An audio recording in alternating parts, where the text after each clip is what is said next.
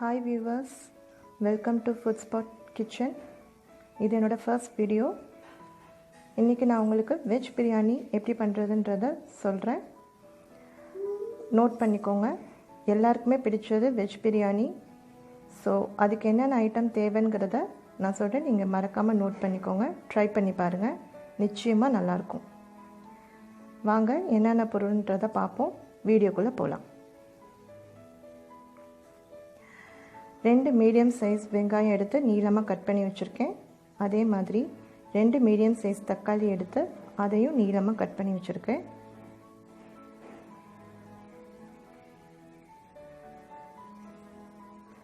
அடுத்ததாக 150 கிராம்ஸில் கேரட்டும் பீன்ஸும் சின்ன சின்னதாக நறுக்கி வச்சுருக்கேன். காலிஃப்ளவர் 100 கிராம், புதினா ஒரு கைப்பிடி அளவு நல்லா அலம்பி வச்சுருக்கேன். கருவேப்பிலை அதே மாதிரி ஒரு கைப்பிடி அளவு, இதையும் அலசி வச்சுருக்கேன். பூண்டு பெரிய பல்லாக இருக்கிறதுல ஒரு 10 பூண்டு, சின்ன பல்லாக இருந்தால் ஒரு 15 பூண்டு எடுத்துக்கோங்க. இஞ்சி ஒரு துண்டு, பச்சை மிளகாய் 3 எடுத்திருக்கேன். காரம் தேவைப்படுறவங்க இன்னும் கொஞ்சம் ஆட் பண்ணிக்கலாம். எனக்கு குழந்தை இருக்கிறதுனால காரம் கம்மியாக இருக்கணும்னு நான் 3 பச்சை மிளகாய் எடுத்திருக்கேன். உங்களுக்கு இன்னும் வேணும்னா இன்னும் 2-3 கூட ஆட் பண்ணிக்கலாம்.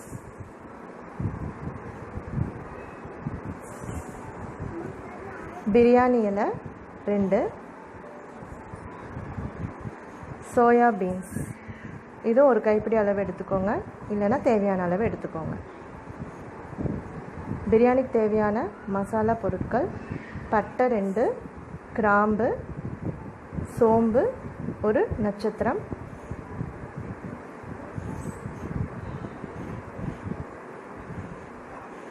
ஏலக்காய் நான் அதில் சேர்க்கல. உங்களுக்கு வேணும்னா நீங்கள் ஆட் பண்ணிக்கோங்க. அப்படி சேர்க்குறீங்கன்னா 2 ஏலக்காய் போட்டால் போதும். அடுத்து ஒரு கைப்பிடி மல்லி, இதையும் நல்லா அலம்பி எடுத்து வச்சுருக்கேன்.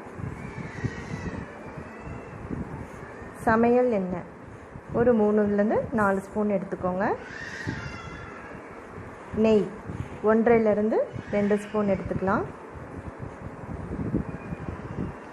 அப்புறம் கர்ட் இது ஒரு 3-4 ஸ்பூன் எடுத்துக்கோங்க. பிரியாணி மசாலா 1 ஸ்பூன், கரம் மசாலா 1/2 ஸ்பூன், மஞ்சத்தூள் ஒரு 1/4 டீஸ்பூன். பிரியாணிக்கு தேவையான அரிசி 1/2 கிலோ. எல்லாம் பிரியாணினா பாஸ்மதி ரைஸ்லேயும் 0 சம்பாலையும் தான் பண்ணணும்னு சொல்லுவாங்க.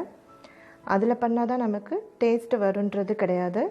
நம்ம வீட்டில் பண்ணுற சாப்பாட்டு அரிசிலேயே நம்ம செய்யலாம். நான் வீட்டில் பொன்னி அரிசி தான் யூஸ் பண்ணுறேன். அந்த அரிசியை தான் இப்போ பிரியாணி செய்ய போகிறேன். அதை தான் உங்களுக்கு நான் இப்போ எடுத்து வச்சுருக்கேன். இப்போ பிரியாணிக்கு என்னென்ன பொருள் அரைக்கிறதுன்னு பார்த்துக்கலாம். இஞ்சும் பூண்டும் சொல்லியிருந்தேன் இல்லைங்களா, 10 பல் பூண்டும் ஒரு துண்டு இஞ்சும், இதை நல்லா அரைச்சி தனியாக வச்சுக்கணும். அடுத்ததாக ஒரு கைப்பிடி அளவு மல்லியும் ஒரு கைப்பிடி அளவு புதினாவும் அலசி நம்ம வச்சுருந்தோம் இல்லையா, அதையும் அரைச்சி தனியாக எடுத்து வச்சுக்கோங்க. இஞ்சி பூண்டும் பேஸ்ட் பண்ணி வச்சுருக்கேன். 10 பல் பூண்டும் ஒரு துண்டு இஞ்சியும் தான் எடுத்துருக்கிறது. அடுத்ததாக பார்த்திங்கன்னா மல்லி புதினாவும் அரைச்சி வச்சுருக்கிறேன். ஒரு கைப்பிடி அளவு சொல்லியிருந்தேன் இல்லைங்களா, மல்லியும் புதினாவும், அதை கொஞ்சமாக தண்ணி தெளித்து அரைச்சிக்கோங்க. அப்போ தான் உங்களுக்கு கொஞ்சம் அரையும், இல்லைன்னா 1-2 இருக்கும். அடுத்து நம்ம தண்ணி சூடு பண்ணிக்கலாம். இப்போ பார்த்திங்கன்னா நல்லா கொதிக்குது. இது எதுக்காகனா சோயா பீன்ஸ் நம்ம தண்ணியில் ஊற போட்டு நல்லா அலம்பி எடுக்கணும் இல்லைங்களா, அதுக்காக. இப்போ தண்ணி நல்லா சுட்டோன்னே அடுப்பை ஆஃப் பண்ணிவிட்டு சோயா பீன்ஸ் எடுத்து போட்டுக்கோங்க. இது ஒரு 5 to 10 மினிட்ஸ் நல்லா அந்த சுடு தண்ணியில் ஊறட்டும். அப்புறமா நம்ம ஒரு தடவைக்கு 2-3 தடவை நல்லா அழுத்தி பிழிஞ்சு அலசி எடுத்துக்கணும். எதுக்காகனா அந்த ஸ்மெல் இல்லாமல் இருக்கிறதுக்காக தான். அதுக்கடுத்தது அதே மாதிரியே நம்ம சுடு தண்ணியை நல்லா அதில் உப்பும் மஞ்சத்தூளையும் போட்டு நல்லா கொதிக்க விட்டு அதை அடுப்பை ஆஃப் பண்ணிவிட்டு அதில் வந்து காலிஃப்ளவர் போட்டிருக்கேன்.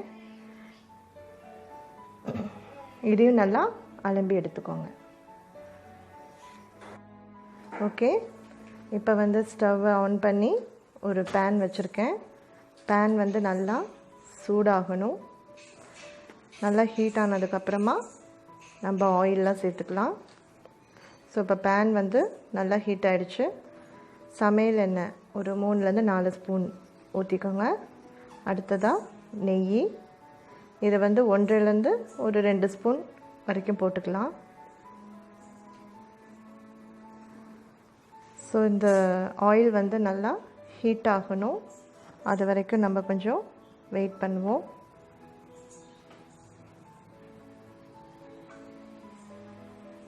இப்போ வந்து ஆயில் வந்து நல்லா ஹீட் ஆகிடுச்சு. இப்போ நம்ம அடுத்ததாக பிரியாணி இலையை நம்ம போட்டுக்கலாம். அடுத்தது பட்டை 2, கிராம்பு, ஒரு நட்சத்திரம், சோம்பு. முன்னாடியே சொல்லியிருந்தேன், ஏலக்காய் வந்து ஆப்ஷனல், உங்களுக்கு வேணும்னா போட்டுக்கோங்க, வேண்டான்னா விட்டுருங்க. நான் வந்து அது சேர்க்கலை.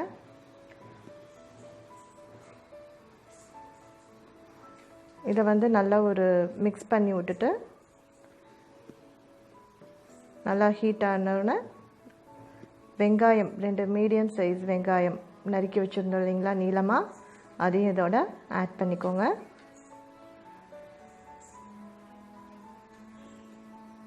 ஆட் பண்ணி லைட்டாக அப்படி வதக்கிட்டு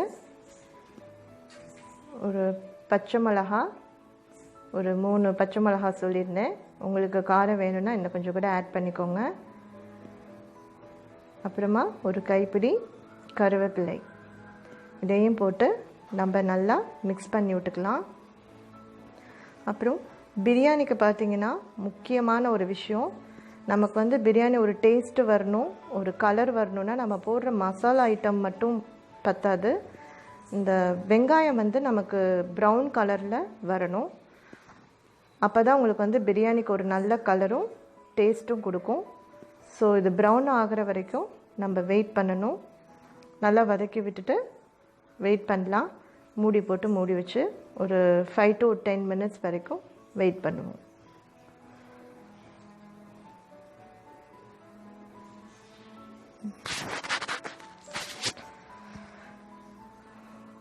ஓகே ஓகே, இப்போ பாருங்கள் நல்லா வெந்திருக்கு. நல்ல ஸ்மெல்லு, நல்லா இந்த பட்டை கிராம்பெல்லாம் நல்லா ஸ்மெல்லாம் நல்லாயிருக்கு. வெங்காயமும் நல்லா வதங்கியிருக்கு பாருங்கள். நம்ம தீயவும் விட்டுறக்கூடாது, ரொம்ப தீஞ்சு போச்சுனாலும் பிரியாணி டேஸ்ட்டு மாறிடும். ஸோ இதுதான் கரெக்டு. இப்போ இதில் வந்து இஞ்சி பூண்டு பேஸ்ட்டையும் நம்ம சேர்த்துக்கலாம். சேர்த்து எல்லா இடத்துலையுமே நல்லா படுற மாதிரி நல்லா கலந்து விட்டுக்கோங்க. இஞ்சி பூண்டு ஸ்மெல் வந்து நமக்கு போகணும், அது வரைக்கும் நல்லா மிக்ஸ் பண்ணி விட்டுக்கோங்க. நல்லா வெங்காயத்தோடு கலந்து விட்டுக்கணும். நல்லா கலந்துருச்சு. இந்த ஸ்மெல்லும் இப்போ போயிடுச்சு, இஞ்சி ஸ்பூன் ஸ்மெல் இல்லை. அடுத்ததாக நம்ம கட் பண்ணி வச்சுருக்கிற தக்காளி ஆட் பண்ணிக்கலாம். இதையும் நல்லா மிக்ஸ் பண்ணிக்கோங்க. நல்லா அந்த தக்காளி ஜூஸ் வந்து உள்ளே நமக்கு வரணும். ஸோ நல்லா குத்தி குத்தி நல்லா மசிச்சு விட்டு மிக்ஸ் பண்ணிக்கோங்க. நல்லா மிக்ஸ் பண்ணிவிட்டு இப்போ நல்லா கலந்துருக்கு. தக்காளியும் நல்லா மிக்ஸ் ஆகிடுச்சு. அடுத்ததாக நம்ம மூடி போட்டு ஒரு 5 minutes வெயிட் பண்ணுவோம். ஓகே, சூப்பராக வந்திருக்கு பாருங்கள். நல்லா தக்காளி வெங்காயம் எல்லாமே நல்லா மிக்ஸ் ஆகி நல்லா சூப்பரான ஒரு கிரேவி மாதிரி இருக்குது பாருங்கள். பார்க்கவே நல்லாயிருக்கு. இப்போ அடுத்ததாக நம்ம கட் பண்ணி வச்சுருக்கிற கேரட்டும் பீன்ஸும் ஆட் பண்ணிக்கலாம்.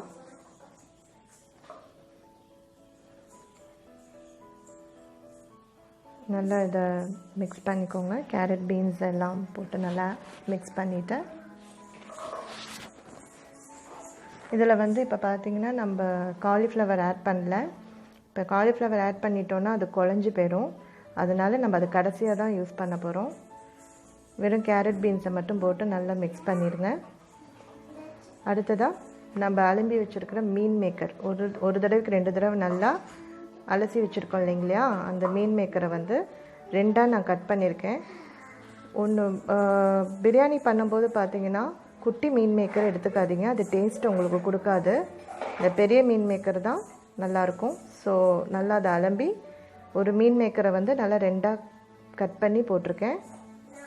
இப்போ இது நல்லா வேக விடுங்க. நல்லா மிக்ஸ் பண்ணி விட்டிங்கன்னா எல்லாம் அந்த மசாலாலாம் கூட நமக்கு மீன் மேக்கரில் எல்லாம் நல்லா இறங்கி சூப்பராக இருக்கும். அடுத்ததாக உப்பு, உங்களுக்கு தேவையான அளவு உப்பு போட்டுக்கோங்க. உப்பு போட்டிங்கன்னா தான் நம்ம காய்கறி எல்லாமே நல்லா வெந்து கிடைக்கும். அடுத்ததாக மசாலா ஐட்டம், பிரியாணி மசாலா, கரம் மசாலா, மஞ்சத்தூள் இது எல்லாமே போட்டுக்கோங்க.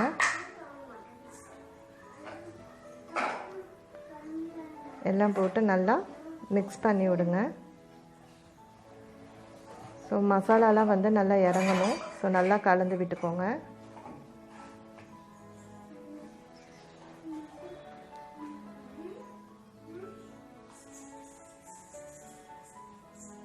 ஓகே, இப்போ வந்து நான் நல்லா மிக்ஸ் பண்ணி விட்டுட்டேன்.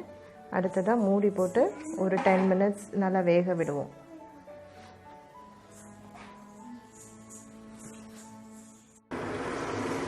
பாருங்கள், நமக்கு நல்லாவே வெந்திருக்கு.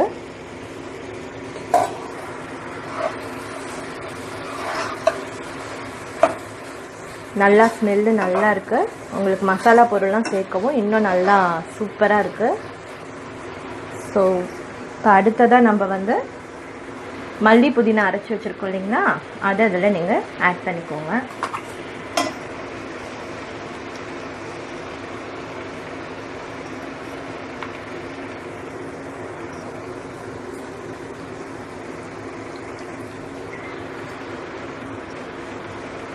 நல்லா நான் தண்ணியை விட்டு அலசி இதில் ஊற்றிட்டேன். இப்போ இதை நல்லா மிக்ஸ் பண்ணிக்கோங்க. இப்போ இதில் வந்து ஈரத்தன்மை, தண்ணி ஊற்றுனதுனால அந்த ஈரத்தன்மை இருக்குது. ஸோ அது வந்து கொஞ்சம் ட்ரை ஆகணும். அது வரைக்கும் நல்லா அப்படி மிக்ஸ் பண்ணிக்கோங்க. நல்லா அந்த மல்லி புதினாலாம் ஆட் பண்ணோன்னா நல்லா அந்த ஃப்ளேவரே வந்து பார்த்திங்கன்னா சூப்பராக இருக்கும். நம்ம ஏன் இதை வந்து அரைச்சி போடுறோன்னா, இப்போ குழந்தைங்களுக்கு சாப்பிடும்போது அந்த மல்லி புதினாலாம் பார்த்திங்கன்னா அவங்க எடுத்து வச்சுருவாங்க, சில பேர் விரும்ப மாட்டாங்க. அதுவே நம்ம இதை வந்து அரைச்சி இதில் ஊற்றும் போது உங்களுக்கு அந்த ஃப்ளேவரும் கிடைக்கும், அந்த டேஸ்ட்டும் இன்னும் அதிகமாக கிடைக்கும். ஸோ இப்போ எல்லாம் போட்டு மறுபடியும் ஒரு 5 மினிட்ஸ் மூடி போட்டு நல்லா வேக விட்டுடலாம்.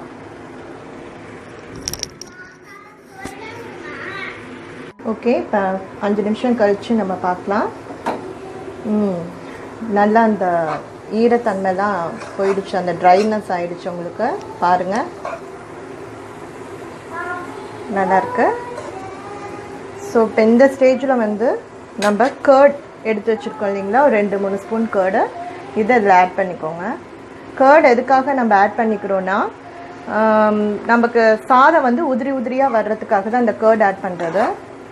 ஸோ அதையும் ஆட் பண்ணி நல்லா அப்படி கலந்து விட்டுக்கோங்க. நிறைய பேருக்கு பார்த்தீங்கன்னா தயிர் பிடிக்காது. ஸோ பிடிக்காதவங்க இதை ஆட் பண்ணிக்க வேண்டாம், இது வந்து உங்கள் ஆப்ஷனல் தான். ஸோ மறுபடியும் ஒரு 5 மினிட்ஸ் போட்டு வேக விடலாம். ஓகே, பாருங்கள், ஒரு 5 மினிட்ஸ் கழித்து நமக்கு நல்லாவே சூப்பராக வந்திருக்கு, மசாலாலாம் கலந்து. ஓகே, இப்போ ஓரளவுக்கு நல்லா ட்ரையாக இருக்குது. ஸோ இந்த பதம் இருந்தால் போதும். இப்போ வந்து நம்ம இதை தனியாக எடுத்து வச்சுட்டு அடுத்த அரிசிக்கெல்லாம் ரெடி பண்ணிக்கலாம். ஸோ ஃபஸ்ட்டு ஓகே, இங்கே பாருங்கள், நான் குக்கர் ஒன்று வச்சுருக்கேன். இதில் தான் நான் வந்து இப்போ பிரியாணி பண்ண போகிறேன். மசாலா ஐட்டம்ஸ் நம்ம செஞ்சு இங்கே தனியாக வச்சுருக்குறோம். இப்போ வந்து நம்ம அரிசிக்கு ரெடி பண்ணிக்கலாம். ஸோ இப்போ பாருங்கள், இந்த 2 டம்ளரில் தான் நான் அரிசி எடுத்துருக்கிறேன். ஸோ இது ஒரு டம்ளர் நல்லா கூமாச்சாக எடுத்துருக்கிறேன். இப்போ டம்ளர் இந்த டம்ளரில் தான் நான் அரிசி அளந்துருக்கேன். இப்போ இந்த 2 டம்ளர்லேயும் இப்போ நம்ம தண்ணி அளந்து ஊற்றலாம். இல்லை கூமாச்சாக நான் அரிசி அளந்தேன். ஸோ இப்போ அந்த கூமாச்சா ஒரு டம்ளர் அளந்ததுக்கு 2 டம்ளர் தண்ணி.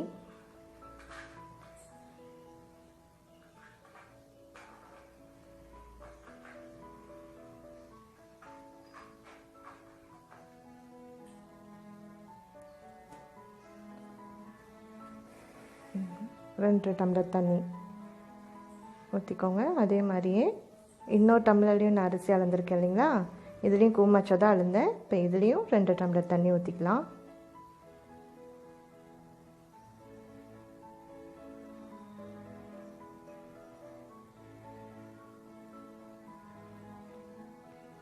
ஓகே, 2 டம்ளர் தண்ணி ஊற்றியாச்சு.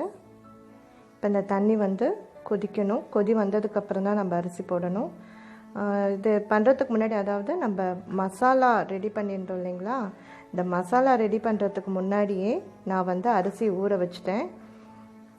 அந்த டைம் வரைக்கும் ஊறினா போதும். ஓகே, இங்கே பாருங்கள், நான் அரிசி ஊற வச்சுருக்கேன். நல்லா அரிசி ஊறி இருக்கு பாருங்கள். நல்லா அரிசி ஊறினதை வந்து நான் தண்ணியெல்லாம் வடிகட்டிட்டு எடுத்துகிட்டு வந்துட்டேன். இப்போ வந்து நம்ம குக்கரில் வச்சுருக்க தண்ணியும் நல்லா வந்து கொதிச்சிருச்சு. இப்போ இந்த டைமில் தான் நம்ம அரிசி ஆட் பண்ணிக்கணும்.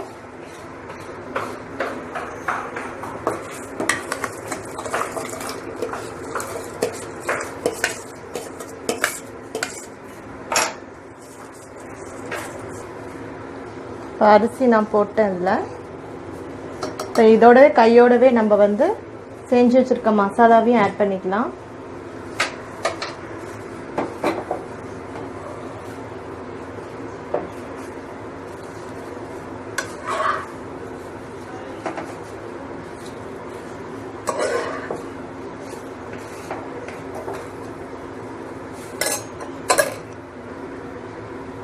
ஓகே, நான் மசாலாவையும் இதில் ஆட் பண்ணிக்கிட்டேன். ஸோ அது நல்லா மிக்ஸ் பண்ணி விட்டுக்கோங்க. ஓகே, இப்போ மசாலாலாம் நல்லா கிண்டி விட்டுக்கோங்க. உப்பு டேஸ்ட் பார்த்துக்கோங்க. எனக்கு பத்தலை, அதனால் நான் கொஞ்சம் ஆட் பண்ணியிருக்கேன். உங்களுக்கு எப்படின்றத பார்த்து நீங்கள் போட்டுக்கோங்க.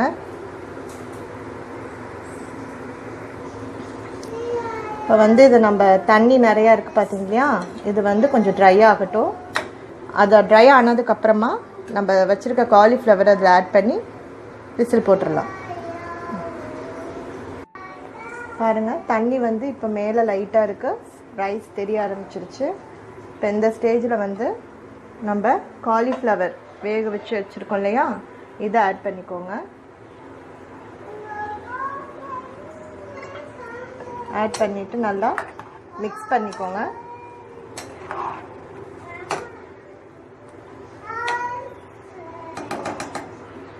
இப்போ நம்ம விசில் போட்டுடலாம்.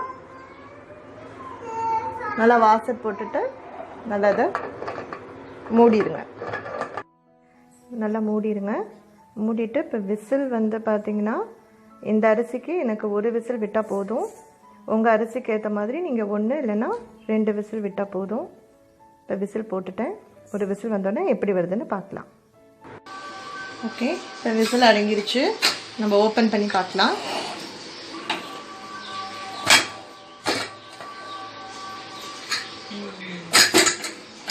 சூப்பராக இருக்குது பாருங்கள். நல்லா நம்ம போட்ட அந்த காலிஃப்ளவர் எல்லாமே முழுசாகவே இருக்குது பாருங்கள், குழையலை. Wow, super.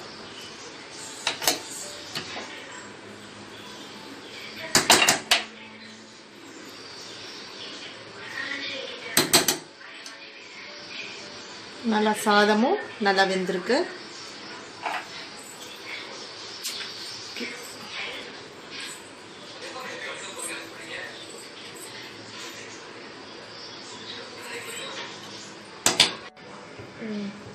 பாருங்கள், பிரியாணி, நம்ம பிரியாணி ரெடி. டேஸ்ட் பார்க்கலாம்.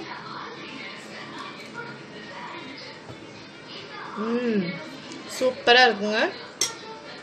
நல்ல காரம், மசாலா எல்லாமே அருமையாக இருக்குது. பாருங்கள், நீங்கள் நம்ம காலிஃப்ளவர் கூட அப்படியே இருக்குது பாருங்கள், குழையலை. இதே மாதிரி நீங்கள் வீட்டில் ட்ரை பண்ணி பார்த்துட்டு எப்படி இருக்குன்றதை கமெண்ட் பண்ணுங்கள்.